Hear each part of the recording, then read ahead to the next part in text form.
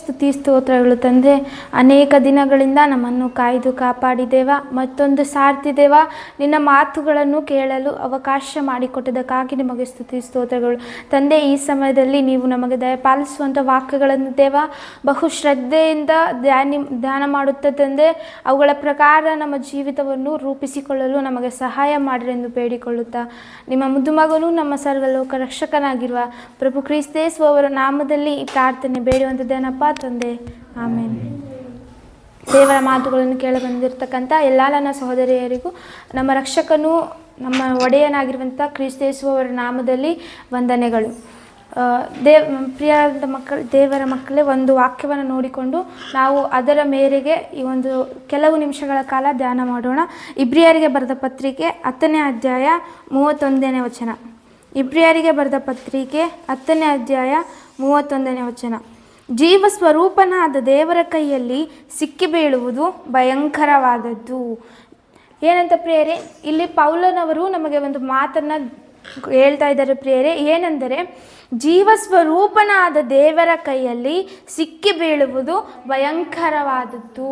ಈ ರೀತಿ ಪೌಲನವರು ಯಾಕೆ ನಮಗೆ ಈ ಮಾತನ್ನು ಹೇಳ್ತಾ ಇದ್ದಾರೆ ಅಂತೇಳಿ ನಾವು ಒಂದು ಸಾರಿ ಆಲೋಚನೆ ಮಾಡಬೇಕು. ಸಹಜವಾಗಿ ನಾವು ದೇವರಂದರೆ ಪ್ರೀತಿ ಸ್ವರೂಪನು, ನಮಗೆ ಕರುಣೆಯನ್ನು ತೋರಿಸುವಾತನು, ತಪ್ಪನ್ನು ಕ್ಷಮಿಸುವಾತನು, ಆತನು ನಮ್ಮೊಟ್ಟಿಗಿದ್ದು ಸಹಾಯ ಮಾಡುವಾತನಂತೇಳಿ ಅನೇಕ ವಾರ್ತೆ ನಾವು ಕೇಳಿರ್ತೀವಿ ಪ್ರಿಯರೇ.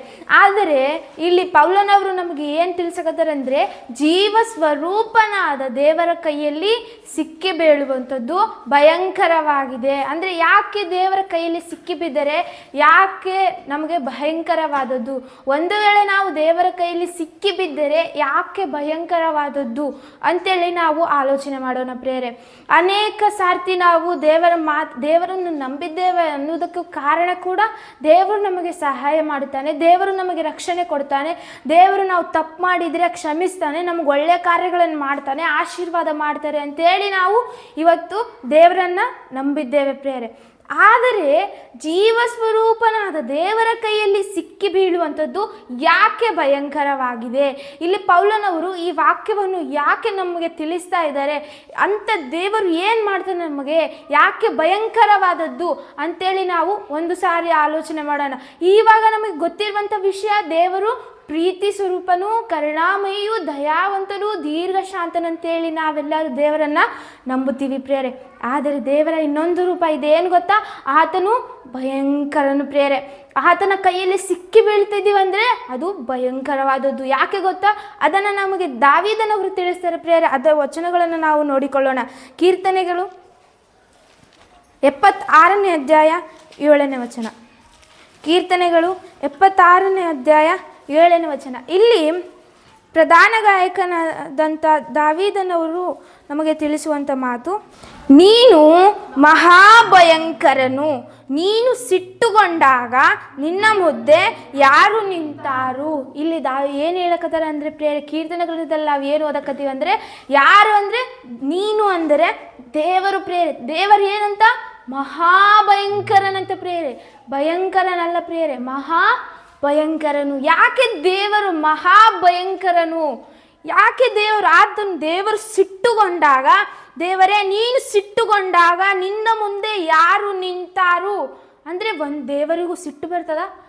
ನಾವು ಇಷ್ಟು ದಿನಗಳ ಕಾಲ ಏನು ಅಂದ್ಕೊಂಡಿವಿ? ದೇವರು ದೀರ್ಘ ಶಾಂತಿ ಉಳ್ಳವನು, ದೇವರು ಪ್ರತಿದಿನ ತನ್ನ 2 ಕೈಗಳನ್ನು ನಮಗೋಸ್ಕರ ಚಾಚ್ತಾ ಇದ್ದಾರೆ, ನಮ್ಮ ಮಾರ್ಪಾಟಿಗೋಸ್ಕರ ಕಾಯ್ತಾ ಇದ್ದಾರೆ ಅಂತೇಳಿ ನಾವು ಇಷ್ಟು ದಿನಗಳ ಕಾಲ ಧ್ಯಾನ ಮಾಡುತ್ತಾ ಬಂದಿದ್ದೇವೆ. ಆದರೆ ಇಲ್ಲಿ ನಮಗೆ ಈ ವಾಕ್ಯ ಏನು ತಿಳಿಸ್ತಾ ಇದೆ ಅಂದರೆ, ದೇವರು ಏನಂತ ಪ್ರಿಯರೇ? ಮಹಾಭಯಂಕರನು. ಆತನು ಸಿಟ್ಟುಗೊಂಡಾಗ ಆತನ ಮುಂದೆ ಯಾರು ನಿಂತಾರು? ದೇವರಿಗೂ ಸಿಟ್ಟು ಬರ್ತದ ಪ್ರಿಯರೇ. ಸಿಟ್ಟು ಬಂದಾಗ ಆತನ ಮುಂದೆ ಯಾರೂ ಕೂಡ ನಿಲ್ಲಕ್ಕೆ ಸಾಧ್ಯವಿಲ್ಲ. ಇನ್ನೊಂದು ಮಾತನ್ನು ನೋಡಿಕೊಳ್ಳೋಣ. ಅದೇ ಕೀರ್ತನೆ 89ನೇ ಅಧ್ಯಾಯ 7ನೇ ವಚನ. ಆತನು ಪರಿಶುದ್ಧ ಸಭೆಯಲ್ಲಿ ಭಯಂಕರನಾದ ದೇವರು, ತನ್ನ ಎಲ್ಲ ಪರಿವಾರದವರಿಗಿಂತ ಭೀಕರನು. ಯಾಕೆ ಇಲ್ಲಿ ಪರಿಶುದ್ಧರ ಸ್ಥಾನದಲ್ಲಿ ದೇವರು ಯಾಕೆ ಭಯಂಕರನಾಗಿದ್ದಾನೆ ಪ್ರಿಯರೇ? ಇಲ್ಲಿ ಮತ್ತೊಂದು ಸಾರ್ತಿ ನಮಗೆ ತಿಳಿಸ್ತಾ ಇದ್ದಾರೆ, ದೇವರು ಏನಂತ? ಭಯಂಕರನಾದ ದೇವರು. ಭಯಂಕರನಾದ ದೇವರ ಕೈಯಲ್ಲಿ ಸಿಕ್ಕಿಬಿದ್ದರೆ ನಮಗೆ ಭಯಂಕರವೇ ಇರ್ತದಲ್ಲ ಪ್ರಿಯರೇ. ಅದರ ಕಾರಣಕ್ಕಾಗಿ ಪೌಲನವರು ಏನು ತಿಳಿಸ್ತಾ ಇದ್ದಾರೆ, ಜೀವ ಸ್ವರೂಪನಾದ ದೇವರ ಕೈಯಲ್ಲಿ ಸಿಕ್ಕಿ ಬೀಳುವಂಥದ್ದು ಭಯಂಕರವಾಗಿದೆ. ಯಾಕೆ ಗೊತ್ತಾ, ನಾವು ನಂಬಿರುವಂಥ ದೇವರು ಇನ್ನೊಂದು ರೂಪ, ದೇವರ ರೂಪ ಏನು ಪ್ರಿಯರೇ, ಭಯಂಕರನು ಪ್ರಿಯರೇ. ಯಾಕೆ ದೇವರು ಇಷ್ಟು ಭಯಂಕರನಾಗಿದ್ದಾನೆ, ಆದರೆ ನಮ್ಮ ಜೀವಿತದಲ್ಲಿ ಯಾಕೆ ದೇವರು ಇನ್ನೂ ತಣ್ಣಗೆ ಇದ್ದಾನೆ ಅಂತೇಳಿ ಆಲೋಚನೆ ಮಾಡಬೇಕು ಪ್ರಿಯರೇ. ಮತ್ತೊಂದು ವಚನ ನೋಡಿಕೊಳ್ಳೋಣ. ಅದೇ ಕೀರ್ತನೆ 47ನೇ ಅಧ್ಯಾಯ 2ನೇ ವಚನ. 47ನೇ ಅಧ್ಯಾಯ 2ನೇ ವಚನ. ಪರಾತ್ಪರನಾದ ಯೆಹೋವನು ಭಯಂಕರನಾಗಿದ್ದಾನೆ, ಆತನು ಭೂಲೋಕಕ್ಕೆಲ್ಲ ಆದಿರಾಜನಾಗಿದ್ದಾನೆ. ಭೂಲೋಕಕ್ಕೆಲ್ಲ ಯಾರಂತ ಪ್ರಿಯರೇ, ಆದಿರಾಜನು. ಆತನು ಏನಾಗಿದ್ದಾನೆ, ಭಯಂಕರನಾಗಿದ್ದಾನೆ. ಎಷ್ಟು ಸಾರಿ ಈ ಮಾತನ್ನು ನಮಗೆ ಮತ್ತೆ ಪುನಃ ತಿಳಿಸ್ತಾ ಇದ್ದಾರೆ. ಏನಂತೇಳಿ, ಭಯಂಕರನಾಗಿದ್ದಾನೆ. ನಾವು ನಂಬಿರ್ತಕ್ಕಂಥ ದೇವರು ಏನಾಗಿದ್ದಾನೆ, ಭಯಂಕರನಾಗಿದ್ದಾನೆ. ಮತ್ತೊಂದು ರೆಫರೆನ್ಸ್ ನೋಡಿಕೊಳ್ಳೋಣ ಪ್ರಿಯರೇ. ಅದೇ ಕೀರ್ತನೆ 60ನೇ ಅಧ್ಯಾಯ 3ನೇ ವಚನ.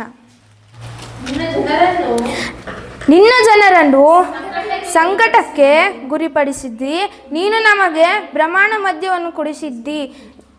ಏನಂತ ಪ್ರಿಯರೇ, ಇದರ ಅರ್ಥ ಏನಂದರೆ, ದೇವರು ನಮಗೆ ಸಂಕಟಕ್ಕೆ ಗುರಿಪಡಿಸ್ತಾನೆ. ಯಾವಾಗ, ಯಾತಕ್ಕೋಸ್ಕರ? ಭಯಂಕರನಾದ ದೇವರು ಕೈಯಲ್ಲಿ ನಾವು ಸಿಕ್ಕಿಬಿದ್ದರೆ ನಮಗೇನಾಗ್ತದ, ಯಾಕೆ ಆ ಭಯಂಕರವಾದ ಸ್ಥಿತಿ ನಮಗೆ ದೇವರು ಕೊಡ್ತಾನ ಅಂತೇಳಿ ನಾವು ಒಂದು ಸಾರಿ ಆಲೋಚನೆ ಮಾಡಬೇಕು ಪ್ರಿಯರೇ. ಹೊಸ ಒಡಂಬಡಿಕೆಯಲ್ಲಿ ನಾವು ಒಂದು ಸಾರಿ ನೋಡಿಕೊಳ್ಳೋಣ. ಅಪೊಸ್ತಲರ ಕೃತ್ಯಗಳು 5ನೇ ಅಧ್ಯಾಯ 1ನೇ ವಚನ. ಅಪೊಸ್ತಲರ ಕೃತ್ಯಗಳು 5ನೇ ಅಧ್ಯಾಯ 1ನೇ ವಚನ. ಇಲ್ಲಿ ನಾವು ಒಬ್ಬರ ಜೀವಿತ ಚರಿತ್ರೆಯನ್ನು ನೋಡಿಕೊಳ್ಳೋಣ ಪ್ರಿಯರೇ.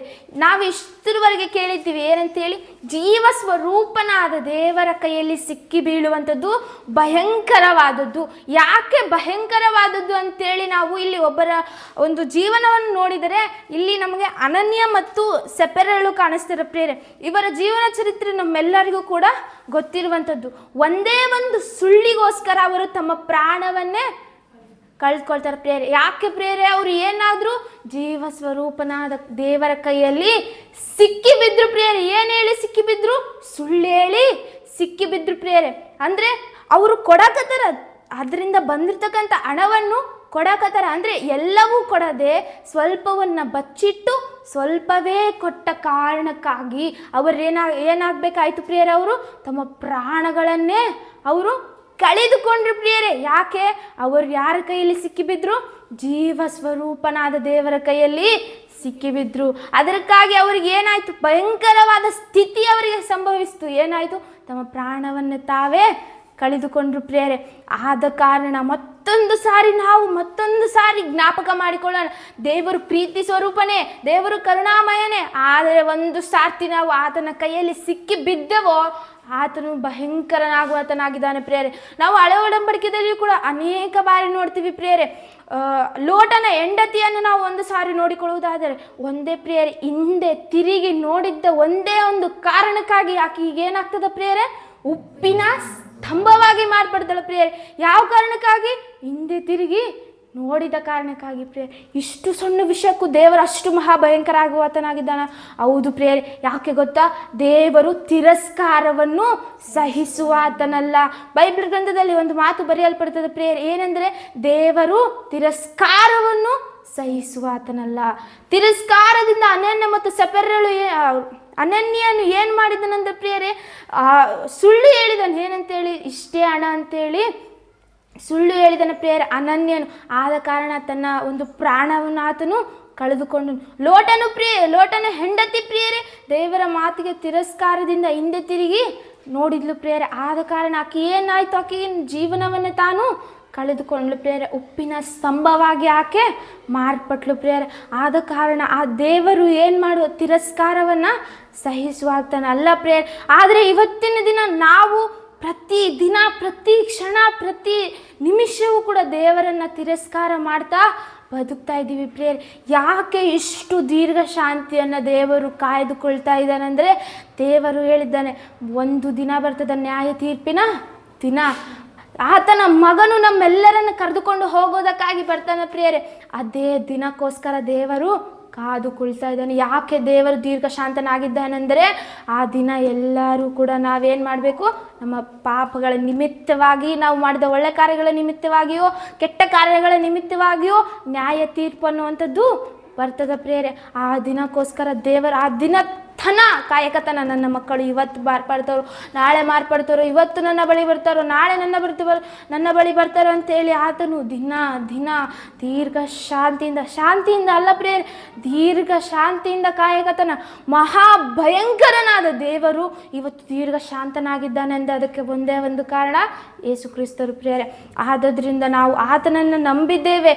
ದೇವರ ತಿರಸ್ಕಾರವನ್ನು ಸಹಿಸುವಾತನು ಅಲ್ಲ ಪ್ರಿಯರೇ. ಒಂದು ಸಾರಿ ಆಲೋಚನೆ ಮಾಡಿ, ಅವರು ಒಂದೇ ದಿನ ಒಂದೇ ಕ್ಷಣ ದೇವರನ್ನ ತಿರಸ್ಕರಿಸಿದ್ರು, ತಮ್ಮ ಪ್ರಾಣಗಳನ್ನ ಕಳೆದುಕೊಂಡ್ರು ಪ್ರಿಯರೇ. ಲೋಟನ ಹೆಂಡತಿ ಹಿಂದೆ ತಿರುಗಿ ನೋಡಿದ ಒಂದೇ ಕಾರಣಕ್ಕಾಗಿ ತಾನೇನಾದ್ಲು ಪ್ರಿಯರೇ, ಉಪ್ಪಿನ ಸ್ತಂಭವಾಗಿ ಮಾರ್ಪಟ್ಲು.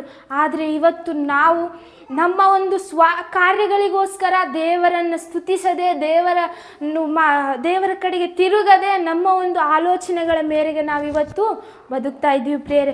ದೇವರ ಅವಕಾಶವನ್ನು ಕೊಡ್ತಾ ಇದ್ದಾರೆ. ಅವು ಯಾವಾಗ ದೇವರು ಮಹಾಭಯಂಕರನಾಗಿ ನಮ್ಮ ಜೀವಿತದಲ್ಲಿ ಮಾರ್ಪಡ್ತಾರೋ ತಿಳಿಯೋದು ಪ್ರಿಯರೇ. ಆ ದಿನಕ್ಕಾಗಿ ನಾವು ಕಾಯೋದು ಬೇಡ ಪ್ರಿಯರೇ. ಲೋಟನ ಹೆಂಡತಿ ಹೇಗೆ ದೇವರನ್ನು ತಿರಸ್ಕರಿಸಿ ಹಿಂದೆ ತಿರುಗಿ ಉಪ್ಪಿನ ಸ್ತಂಭವಾದ್ಲು, ಅದೇ ರೀತಿ ನಾವು ಆಗೋದು ಬೇಡ ಪ್ರಿಯರೇ. ಯಾಕೆ ಗೊತ್ತಾ, ಆತನು ತಿರಸ್ಕಾರವನ್ನು ಸಹಿಸುವಾತನು ಅಲ್ಲ ಪ್ರಿಯರೇ. ನಾವು ತಿರಸ್ಕಾರ ಮಾಡ್ತಾ ಇದ್ದೀವಿ. ಇನ್ನು ದೇವರು ನಮಗೆ ಸಮಯವನ್ನು ಕೊಡ್ತಾ ಇದ್ದಾರೆ. ಆ ಸಮಯ ಕೊಟ್ಟಿರುವಂಥ ಸಮಯ ಕೊನೆಗಳಿಸುವುದರೊಳಗೆ ನಾವು ದೇವರ ಕಡೆಗೆ ತಿರುಗಿಕೊಳ್ಳಬೇಕು ಪ್ರಿಯರೇ. ದೇವರನ್ನು ತಿರಸ್ಕಾರ ಮಾಡಬಾರ್ದು ಪ್ರಿಯರೇ. ನಾವು ಏನು ತಪ್ಪು ಮಾಡ್ತೀವೋ ಒಳ್ಳೇದು ಮಾಡ್ತೀವೋ ಗೊತ್ತಿಲ್ಲ, ಬಟ್ ದೇವರನ್ನು ತಿರಸ್ಕಾರ ಮಾತ್ರ ಮಾಡಬಾರ್ದು ಪ್ರಿಯರೇ. ದೇವರು ನಮ್ಮನ್ನು ಕರೆದಾಗ, ದೇವರೇ ನಾವು ಈಗೋ ಇದ್ದೇವೆ ಅಂತೇಳಿ ಆತನ ಸುವಾರ್ತೆಯನ್ನು, ಆತನ ವಾಕ್ಯವನ್ನು ತಿಳಿಸಲು ನಾವು ಯೋಧರಾಗಿ ನಿಲ್ಲಬೇಕು ಪ್ರಿಯರೇ. ಸರ್ವಾಂಗ ಕವಚಗಳನ್ನು, ವಾಕ್ಯವೆಂಬ ಖಡ್ಗವನ್ನು ನಾವು ಧರಿಸಿರುವಂಥ ನಾವು ಇವತ್ತೇಕೆ ಸುಮ್ಮನಾಗಿ ದೇವರನ್ನು ತಿರಸ್ಕರಿಸುತ್ತಾ ಬದುಕ್ತಾ ಇದ್ದೇವೆ? ಆಲೋಚನೆ ಮಾಡಿ. ದೇವರು ನಮ್ಮನ್ನು ಆರಿಸಿದ್ದಾನೆಂದರೆ ಅದರ ದೇವರು ನಮ್ಮನ್ನು ಆರಿಸಿರುವಂಥ ಹಿಂದೆ ಒಂದು ಅನಾದಿ ಕಾಲದ ಸಂಕಲ್ಪ ಇದೆ ಪ್ರಿಯರೇ. ಆ ಸಂಕಲ್ಪವನ್ನು ನೆರವೇರಿಸಬೇಕೆಂದು ಹೇಳಿ ದೇವರು ನಮ್ಮನ್ನು ಆರಿಸಿದ್ದಾನೆ. ಲೋಕದಲ್ಲಿ ಅನೇಕ ಜನರಿದ್ದಾರೆ ಪ್ರಿಯರೇ.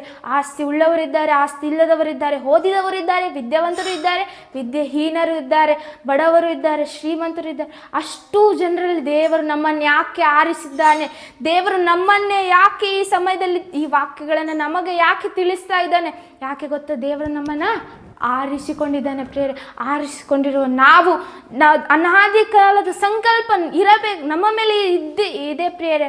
ಆದರೆ ಅದನ್ನು ನಾವು ಒಂದು ಚೂರಾದರೂ ನೆರವೇರಿಸ್ತಾ ಇದ್ದೇವಾ?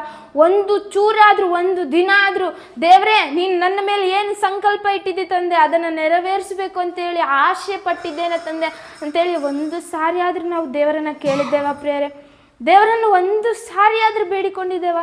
ತಂದೆ, ಈ ಸಮಯವನ್ನು ನಮಗೆ ಕೊಟ್ಟಿದ್ದೇವಾ? ಈ ಸಮಯದಿಂದ ನಿನ್ನನ್ನು ಹೇಗೆ ಸ್ತುತಿಸಲಿ ಅಂತೇಳಿ ಒಂದು ದಿನ ಆದರೂ ನಾವು ಕೇಳಿದ್ದೇವಾ? ಬರೀ ತಿರಸ್ಕಾರ. ದೇವರನ್ನು ಎಷ್ಟು ತಿರಸ್ಕಾರ ಮಾಡ್ತಾ ಇದ್ದೀವಿ ಪ್ರಿಯರೇ. ದೇವರು ಕೂಡ ಸಹಿಸುವಾತನು ಅಲ್ಲ ಪ್ರಿಯರೇ. ಆತನು ಮಹಾ ಭಯಂಕರನು. ಈ ಮಾತನ್ನು ನಾವು ನಮ್ಮ ಜೀವನದಲ್ಲಿ ಇಟ್ಟುಕೊಳ್ಬೇಕು ಪ್ರಿಯರೇ. ಇಟ್ಟುಕೊಂಡಾಗ, ದೇವರಿಗೆ ಭಯಪಟ್ಟಾಗ ನಮ್ಮ ಜೀವಿತಗಳು ಮಾರ್ಪಾಟಾಗ್ತವೆ ಪ್ರಿಯರೇ. ದೇವರು ಪ್ರೀತಿ ಸ್ವರೂಪನು, ಕರುಣಾಮಯಿ, ಇಂಥವುಗಳನ್ನು ನಾವು ನಮ್ಮ ಹೃದಯದಲ್ಲಿ ಇಟ್ಟುಕೊಂಡು ಬದುಕಿದರೆ ನಾವು ಎಂದಿಗೂ ಕೂಡ ಬದಲಾಗುವುದಿಲ್ಲ ಪ್ರಿಯರೇ. ದೇವರು ಹೇಳುವಂಥದ್ದು ಏನು ಗೊತ್ತಾ? ನಾನು ಮಹಾಭಯಂಕರನು, ನನ್ನ ಕೈಯಲ್ಲಿ ಸಿಕ್ಕಿ ಬೀಳ್ಬೇಡ್ರಿ, ನಿಮಗೆ ಸಮಯ ಕೊಡ್ತಾ ಇದ್ದೀನಿ. ಇವತ್ತಲ್ಲ ನಾಳೆ ನೀವು ಸಾಯೋದ್ರೊಳಗೆ ನೀವು ಏನಾಗಬೇಕು? ಬದಲಾಗಬೇಕಂತೇಳಿ ದೇವರು ತನ್ನ 2 ಕೈಗಳನ್ನು ಚಾಚಿ ನಮ್ಮನ್ನು ಪ್ರತಿದಿನ ಕರೀತಾ ಇದ್ದಾನೆ ಪ್ರಿಯರೇ. ಇನ್ನು ಮೇಲೆ ತಿರಸ್ಕಾರ ಸಹಿಸುವಾತನು ದೇವರಲ್ಲ. ಆದುದರಿಂದ ನಾವು ಇಷ್ಟು ದಿನಗಳ ಮಾಡಿದ್ದನ್ನು ಬದಿಗೆ ಇಟ್ಟು ಇವತ್ತಿಂದಾದರೂ ಒಂದು ದಿನದಲ್ಲಿ 1 ಗಂಟೆ ಆಗಿಲ್ಲ ಅಂದರೂ ಕೂಡ 1 ನಿಮಿಷವಾದರೂ ನಾವು ದೇವರಿಗೆ ತೆಗೆದಿಡಬೇಕು ಪ್ರಿಯರೇ. ಆತನು ತಿರಸ್ಕಾರ ಸಹಿಸುವಾತನಲ್ಲ, ಆತನು ಮಹಾಭಯಂಕರನು. ಈ 2 ವಿಷಯಗಳನ್ನು ನಮ್ಮ ಜೀವಿತದಲ್ಲಿ ಯಾವಾಗ ನಮ್ಮ ಹೃದಯದಲ್ಲಿ ನೆಟ್ಟಿಕೊಳ್ತೇವೋ ಆವಾಗ ನಾವು ಅನೇಕ ಜನರಿಗೆ ಮಾದರಿ ಆಗುವುದಕ್ಕೆ ಸಾಧ್ಯವಾಗ್ತದೆ ಪ್ರಿಯರೇ.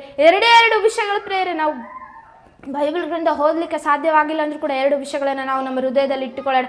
ಏನು ಗೊತ್ತಾ? ದೇವರು ಯಾರು? ಮಹಾಭಯಂಕರನು. ಆತನು ತಿರಸ್ಕಾರವನ್ನು ಸಹಿಸುವಾತನು ಅಲ್ಲ. ತಿರಸ್ಕಾರವನ್ನು ಸಹಿಸುವ ಆತನಲ್ಲ. ಆದದರಿಂದ ಆತನ ನಾಮವನ್ನು ಪ್ರತಿದಿನ ಕೊಂಡಾಡೋಣ, ಆತನನ್ನು ಸ್ತುತಿಸೋಣ ಅಂತ ಹೇಳುತ್ತಾ 2 ಮಾತುಗಳನ್ನು ದೇವರು ಆಶೀರ್ವಾದ ಮಾಡಿ ಕಣ್ಣು ಮುಚ್ಚಿ ಪ್ರಾರ್ಥನೆ ಮಾಡಿಕೊಳ್ಳೋಣ. ಪರಿಶುದ್ಧನೆ ಮಹೋನ್ನತನಾಗಿರುವ ನಮ್ಮ ಪ್ರೀತಿಯುಳ್ಳ ಪರಲೋಕದಲ್ಲಿರುವ ತಂದೆಯಾದ ದೇವ, ನಿನ್ನ ನಾಮಕ್ಕೆ ಸ್ತುತಿ ಸ್ತೋತ್ರಗಳು ತಂದೆ. ಈ ಸಮಯದಲ್ಲಿ ನಮಗೆ ನೀವು ದಯಪಾಲಿಸಿಕೊಟ್ಟಂಥ ಈ ವಾಕ್ಯಗಳ ಪ್ರಕಾರವಾಗಿ ತಂದೆ, ನಮ್ಮ ಹೃದಯವೆಂಬ ಅಲಿಗೆಯಲ್ಲಿ ಲಿಖಿತಪಡಿಸಿಕೊಂಡು ತಂದೆ, ಅವುಗಳ ಪ್ರಕಾರ ನಮ್ಮ ಹೆಜ್ಜೆ ಹೆಜ್ಜೆಗಳಲ್ಲಿಯೂ ಅವುಗಳನ್ನು ಅಳವಡಿಸಿಕೊಂಡು ಜೀವಿಸುವ ಭಾಗ್ಯವನ್ನು ನಮಗೆ ದಯಪಾಲಿಸಿರಿ ತಂದೆ. ಮತ್ತೊಂದು ಸಾರ್ತಿ ದೇವ, ನಿಮ್ಮನ್ನು ಸ್ತುತಿಸುವ ಭಾಗ್ಯವನ್ನು, ನಿಮ್ಮ ಮಾತುಗಳನ್ನು ಕೇಳುವ ಭಾಗ್ಯವನ್ನು ದಯಪಾಲಿಸಿದಕ್ಕಾಗಿ ನಿಮಗೆ ಸ್ತುತಿ ಸ್ತೋತ್ರಗಳನ್ನು ಸಲ್ಲಿಸುತ್ತಾ ತಂದೆ, ಮುಂದೆ ಜರುಗುವಂಥ ಕಾರ್ಯಕ್ರಮವನ್ನು ನೀವೇ ನಡೆಸಿರೆಂದು ಬೇಡಿಕೊಳ್ಳುತ್ತಾ, ನಿಮ್ಮ ಮುದ್ದು ಮಗನೂ ನಮ್ಮ ಸರ್ವಲೋಕ ರಕ್ಷಕನಾಗಿರುವ ಪ್ರಭು ಕ್ರಿಸ್ತೇಸುವವರ ನಾಮದಲ್ಲಿ ಈ ಪ್ರಾರ್ಥನೆ ಬೇಡಿ ಹೊಂದಿದ್ದೇನಪ್ಪ ತಂದೆ, ಆಮೇಲೆ.